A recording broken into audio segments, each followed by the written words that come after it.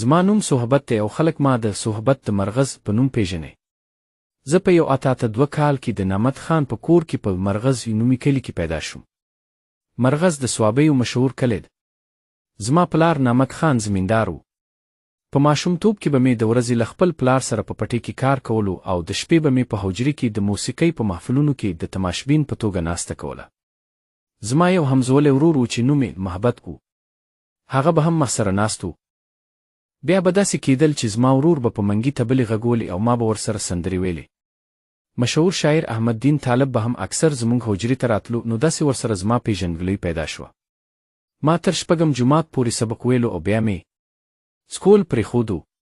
کله چې احمد دین طالب اوچچه هزاره ته لاړو نو زه هم پسې هلته لاړم. هلته به مې د موسیقۍ په محفلونو کې ګډون کولو او هارمونیه غږول مې هم هلته زده کړل. بیرته را رسیدو سره مې خپله یوه د موسیقۍ ډله جوړه کړه او د ساز او سندرو په محفلونو کې مې د خپل اواز جادو ښکاره کول شروع کړل. په 1934 کې زه ډهلي ته لاړم او هلته مې په بانګافون نومي ریکارډنګ کمپنۍ کې خپله لومړۍ سندره ریکارډ کړه. بیا مې څو نورې سندرې هم ریکارډ کړې. پېښور کې چې کله ریډیو سټیشن جوړ شو نو زما سندرې ترې خپرېدل شروع شوې. زما نوم لرې لرې پورې خپور شو او خلکو به په خپلو محفلونو کې د بولو لپاره راته منتون او زارۍ کولې. زما واده په مرغز کلي کې د بچوګۍ په نوم یو نجلۍ سره وشو. الله تعالی راته 3 زامن راکړل. زما 2 زامنو جمشید او فروغ سیر د موسیقۍ په دنیا کې نوم پیدا کو او 2 زامن مې موسیقاران جوړ شول.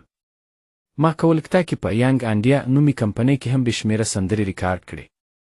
د افغانستان د باچا په دربار کې مې د خپل هنر مظاهره وکړه.